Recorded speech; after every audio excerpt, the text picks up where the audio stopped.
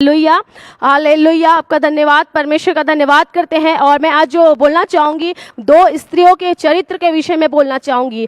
और आप जानते हैं बाइबल बहुत बार स्त्रियों के विषय में वर्णन किया है। हम देखते हैं हवा के विषय में वर्णन हुआ है, सारा के विषय में, और हम देखते हैं अगर नए नियम में भी तो मरियम और मार्था के विषय में, और पुराने नियम में देखेंगे तो दबोरा के विषय में, एस्थर के विषय में, रूत के विषय में, और उसके बाद हन्ना के विषय में बहुत सारी बातें का वर्णन बाइबल करती है। लेकिन आज मैं ऐसी दो स्त्रियों के विषय में बताऊंगी जो एक ही देश, एक ही कुल, एक ही राज, एक ही जगह से होती है, लेकिन दोनों का कैरेक्टरिस्टिक अलग होता है। बिकॉज एक परमेश्वर के लिए आदर का पात्र होती है और दूसरा परमेश्वर के लिए एक अनादर का पात्र बनती है। हालेलुया। मैं बताना चाहूंगी आपको इजबेल और सारपत की विधवा के विषय में।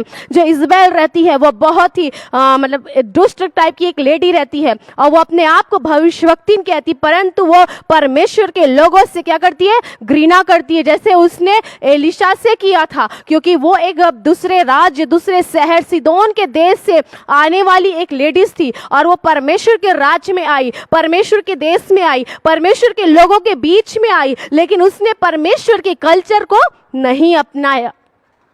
हालेलुया। उसने परमेश्वर की कल्चर को नहीं अपनाया, परंतु उसने अपने कल्चर को वहां पर डाल दी। लेकिन हम देखते हैं वहीं सारपत की विधवा, वो भी सीदोन के देश से रहती, लेकिन वो परमेश्वर के कल्चर को अपनाती, वो परमेश्वर से प्रेम करती। दोनों स्त्री एक देश में होने के बावजूद भी दोनों के जीवन में परमेश्वर की एक अलग अलग योजना रहती है। परमेश्वर की योजना सारपत की विधवा के जीवन में आशीष को लेकर आता है, और इजबेल के जीवन में परमेश्वर का क्रोध आता है। और जब परमेश्वर का क्रोध किसी के जीवन में आता है प्रियो, तो परमेश्वर का श्राप उसके ऊपर आ जाता है। हालेलुया। क्योंकि हम जब पढ़ते हैं यिर्मयाह के नबी की किताब 2 के 19वें आयत में, हम जब पढ़ते हैं उसमें इस प्रकार वचन कहता है, तेरी बुराई ही तुझे ताड़ ना करेगी, तेरा भटका जाना ही तुझे उल्लाहन देगा। देख और जान ले, यहोवा को भूल जाना कैसी बुरी और कड़वी बात है, तूने मुझे छोड़ दिया। यहोवा की यह वाणी है। हमारी बुराई ही परमेश्वर के सामने हमें क्रोध दिलवाता है, हमारी बुराई हमें हमारे अपराधों में फंसाता है, हमारी बुराई हमें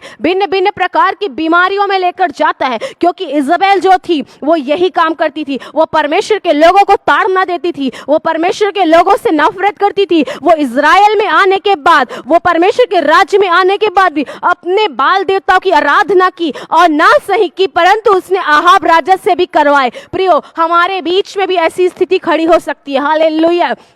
हम प्रभु को मानने वाले लोग हैं, हम प्रभु को जानने वाले लोग हैं। हो सकता हमारे कलीसिया से, हो सकता हमारे देश, हमारे राज्य, हमारे शहर से ऐसे दो टाइप के लोग खड़े हो सकते हैं। उसी जगह से एक परमेश्वर को प्रेम करने वाले, और उसी जगह से परमेश्वर को क्रोध दिलाने वाले। हालेलुया।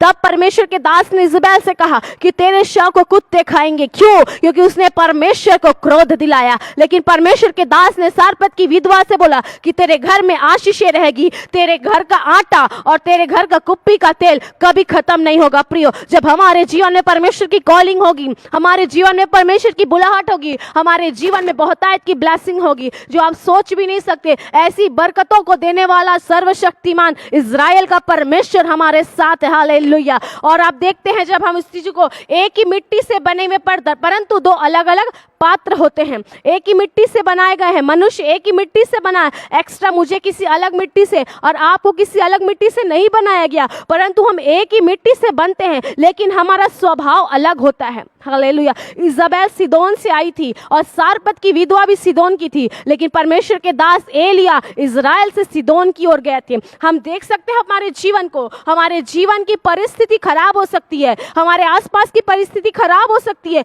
लेकिन परमेश्वर की योजना अगर आपके जीवन में, आपके लाइफ में अगर कुछ है, तो वह विशेष कॉलिंग को लेकर आता है। हालेलुया। हालेलुया। विधवा ने 2 बात प्रभु के दास से कहा। पहली बात कि मेरे घर में रोटी नहीं है, दूसरी बात मेरे घर में थोड़ा मुट्ठी भर आटा और कुप्पी में थोड़ा सा तेल है। इसने प्रेजेंट की बात को बोला, लेकिन प्रभु के दास ने उसको फ्यूचर की बात बताया। और प्रभु के दास ने बोला, मैं तुझे जो बोलता हूँ उसको मान और मेरे लिए रोटी लेकर आ। और वो प्रभु के दास से वहां वाद विवाद नहीं करी, आर्ग्यूमेंट नहीं करी, परंतु उसने प्रभु के दास की बातों का आदर किया। प्रियो, हालेलुया। हम अपने जीवन में देखते हैं जब प्रभु के लोग हमारे लाइफ में कुछ बात को बोलते हैं या प्रभु के दास हमारे जीवन के कोई बातों को बोलते हैं, तो हमें उस बातों में गंभीर हो जाना है, क्योंकि परमेश्वर का वचन तीमुथियुस में कहता है प्रभु के लोगों को गंभीर में जीना है। हालेलुया। विधवा के ऊपर एक बड़ी आशीषों को परमेश्वर ने ठहराया था। विधवा के ऊपर एक अहम रोल, अहम भूमिका जो कि एलिया नबी के लिए ठहराया था, और वो उस भूमिका को निभा रही थी। प्रियो, आशीषों को पाने के लिए हमारे जीवन में बहुत सारी चीजों की कुर्बानी को देना पड़ता है। Hallelujah, hallelujah. परमेश्वर का क्रोध इजबेल के ऊपर आया। क्यों आया? क्योंकि उसने नादाब क्या किया, उसने बाकीदारी के जो मालिक था उसको पथरवा करके मरवा डाला। इजबेल के अंदर ऐसी भारी दुष्ट आत्मा रहती है क्योंकि वो परमेश्वर को नहीं जानती, परमेश्वर से प्रेम नहीं करती। इस प्रकार प्रकाशित वाक्य 2 अध्याय में जब आप पढ़ेंगे तो उसमें इजबेल के बारे में काफी अच्छे से डिटेल्स में बताया गया है। प्रियो, हमको परमेश्वर के राज्य के लिए इस्तेमाल होना है तो हमको परमेश्वर की कॉलिंग को समझना है। हमारे जीवन में परमेश्वर की भूख और प्यास होना है। जैसे कि सारपत की विधवा खाने के लिए कुछ नहीं, क्योंकि अकाल पड़ गया था, लेकिन उसके जीवन का जो चरित्र था वो हमारे जीवन से सीखना है। उसके जीवन का जो कैरेक्टर था वो हमको जीवन में फॉलो करना है, क्योंकि उसको परमेश्वर ने नियुक्त किया था कि प्रभु के दास एलिया नबी को वहां पर वो रखे और तृप्त करे भोजन से। आज हमारे जीवन में भी ऐसी परिस्थिति आती है। अभी लॉकडाउन का सिचुएशन है, उस टाइम अकाल का सिचुएशन था। सिचुएशन कुछ भी हो सकता है, लेकिन हमें परमेश्वर के राज्य के लिए बहुतायत के साथ देना चाहिए था। प्रियो, आप परमेश्वर की दाग की बारी हैं, हम प्रभु यीशु मसीह के दाग की बारी है, और प्रभु यीशु मसीह ने अपने लहू से, अपनी कीमती प्रीशियस ब्लड से हमें खरीद लिया है। क्योंकि परमेश्वर का वचन कहता है तुम पवित्र आत्मा का, तुम्हारा देह पवित्र आत्मा का मंदिर है, जो तुम में बसा है वो तुम्हारा नहीं परंतु परमेश्वर का है। क्योंकि इस देह के द्वारा तुम परमेश्वर की महिमा करो, क्योंकि तुम ब्लड से मोल लिए गए हो, अर्थात छुड़ाए गए हो। हम परमेश्वर के दाग की बारी है और प्रभु यीशु मसीह हमारा छुड़ौती किया है। Hallelujah, hallelujah. हम धन्यवाद करते हैं परमेश्वर का, हमें उत्तम आशीषों को देने के लिए। हमारे जीवन से किसी को भी ठोकर नहीं लगना है प्रियो, हमारे जीवन से किसी के जिंदगी को ठोकर नहीं लगना, लेकिन हमारे जीवन से आशीषों को बरसाना है। जब हमारे जीवन से ब्लेसिंग आएगी, जब हमारे जीवन में बरकतें आएगी, जब हमारे जीवन में आशीषें आएगी, वो आशीषें, वो बरकतें हम सामने वालों के जीवन में भी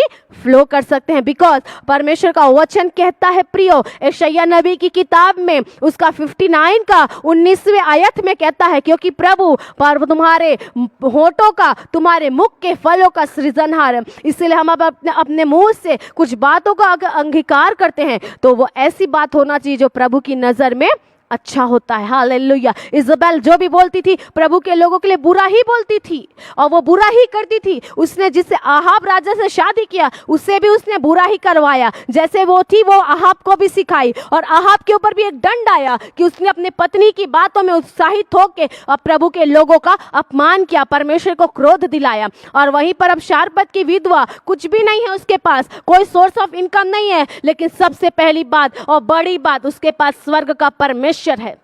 हालेलुया। प्रभु यीशु मसीह का ब्लड है, प्रभु यीशु मसीह की सामर्थ है हमारे जीवन में। हमारे पास कुछ भी नहीं प्रियो, हालात खराब हो सकती है, हमारे पास कुछ भी नहीं, लेकिन हमारे पास स्वर्ग और पृथ्वी को बनाने वाला इजराइल का परमेश्वर है जो हमारी विपरीत परिस्थिति को ठीक कर सकता है। इस वचन के द्वारा परमेश्वर हम सबको आशीष दे।